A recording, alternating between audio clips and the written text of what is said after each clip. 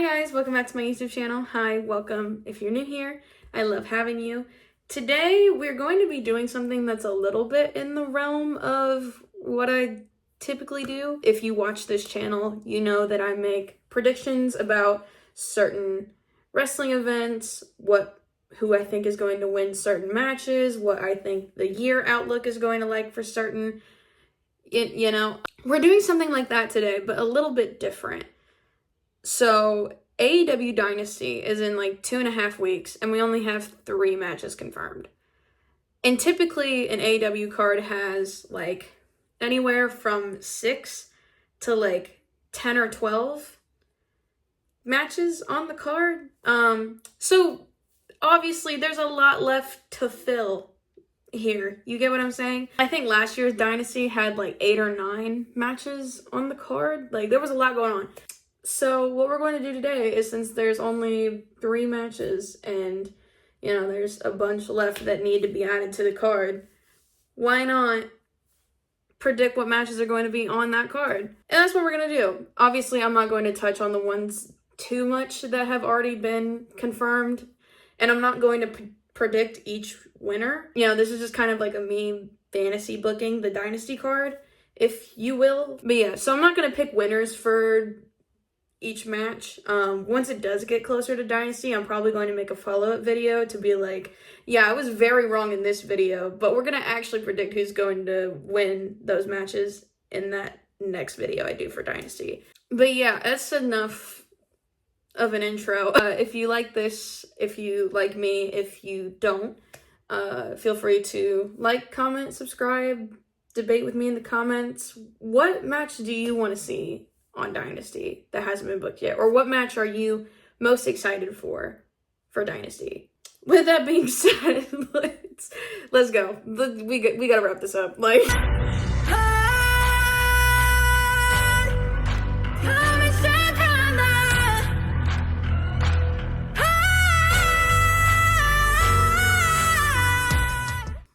Okay, so like I said, there are 3 matches confirmed for AEW Dynasty so far. We've got the International Championship match. It is a 3-way match now between Kenny Omega, who is the current International Champion.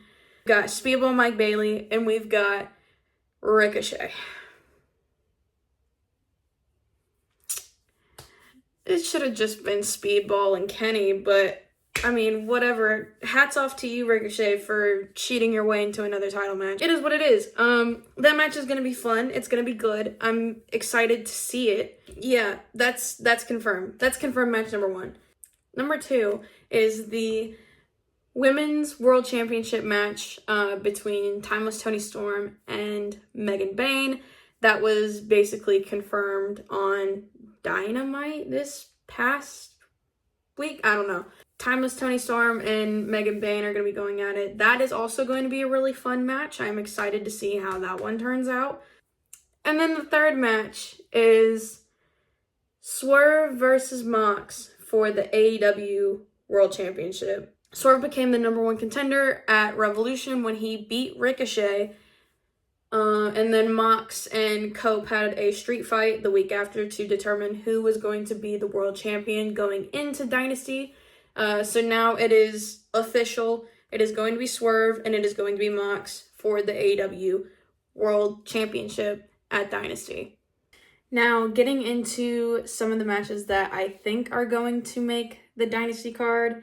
And keep in mind, obviously, that a lot of these predictions kind of hinge on the fact that I think the Owen will start at Dynasty. And I think it should start at Dynasty. AEW hasn't officially released dates as to when the Owen Hart tournament is going to start, but we do know that the winner of the Owen Hart finals, which presumably would be at Double or Nothing, would then challenge the world champion at All In. That is the assumption, right? But they haven't confirmed any dates, so I'm just guessing that they're going to start at Dynasty with at least 1 or 2 of the matches, the opening round matches, being there. Now, I also don't think that it's coincidence that a bunch of these main guys have kind of come out and been like, the next opportunity at the world title, I'm going to be in that. I'm going to be in that. Like, Will Ospreay declared for the Owen outright. Jay White had a problem with that, which we're going to get to that in a second. But Jay White had a problem with Will Ospreay calling himself out for the Owen. He was like, well, I might enter the Owen. So Jay White is in the Owen. Hangman has declared for the Owen. MJF has said that he is going to get a title before Hangman, which means within that whole thing, MJF is probably going to be in the Owen. Christian Cage, after his failed cash-in, was like, I'm going to be in that World Championship picture. Like, I'm getting there. So, mark him down for the Owen too. And obviously more names will probably end up coming out. We haven't heard that much about the women's side of the Owen yet. We really haven't. I think that will change within the coming weeks, especially if they do start at least 1 or 2 matches of the Owen at Dynasty and just kind of carry out the rest through Dynamite and Collision and things like that.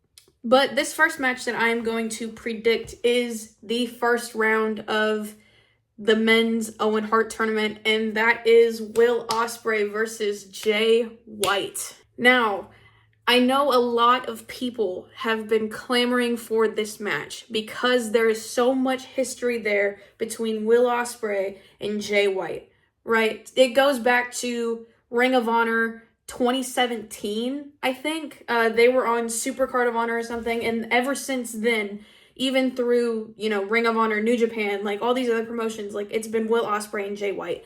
And we haven't gotten that in AEW yet. And I think that changes with the Owen Hart. So, realistically, and the only match that's kind of seemingly been teased in the Owen has been Will versus Jay White. So I think that's the route they would go if they do have, a first round qualifier for the Owen at Dynasty. I think it's as cut and dry as you could do it. Obviously, Will has said some things about Jay White. Jay White directly responded to Will going for the Owen, right? It makes sense there, right?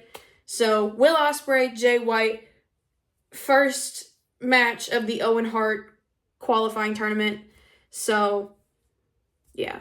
The next match I do want to talk about, and this is one that because of Collision yesterday, so today it's the 23rd as I'm filming this, so there's also another episode of Collision coming out tonight, which could completely change the trajectory of this predictions video. I don't think it will, but yeah. So based off of last night's episode, right, Daniel Garcia and Adam Cole went to a 20-minute draw, right? So they have faced off for the TNT Championship, which Daniel Garcia is the champion. They have faced off twice, and there has been no clear winner twice. So I feel like the way to sort of end this and, have this like culminating match, right, to kind of bring it all together and decide it, the best way to do that would be to have it on a pay-per-view card or have a stipulation or something like that. I don't know. But I think it is going to end up on this Dynasty card just because it's going to end up being on a bigger stage. Plus, the TNT Championship hasn't been defended on a bigger pay-per-view card since, I believe, Full Gear was the last time it was on a card. And I think that's going to change, especially with, how highly regarded Dynasty is and the way that this story between Daniel Garcia and Adam Cole is kind of going right now. It feels natural to have it end at Dynasty. Now, this next one, I am unsure about it, especially because, during the street fight match, we had FTR come out for Cope, and then I believe it was Dax that walked out at the end. So I'm not too certain about this now. I do think that it could still happen if we get a backstage segment of them like talking it out, quote unquote. But Rated FTR has had a contendership match for the Trios Championships since forever ago, and they just never used it, right? They won, I can't remember what match it was, but I do know that they did win some sort of match to determine that they were going to be able to challenge for those titles, right? I don't remember when it was. I think it was around November, maybe. I don't know, but yeah, so Rated FTR does have a stake in the Trios Championships, and it is possible the Trios Championships haven't been defended on a pay-per-view in I don't even know how long, but we could get Rated FTR versus the Death Riders for the Trios Championship.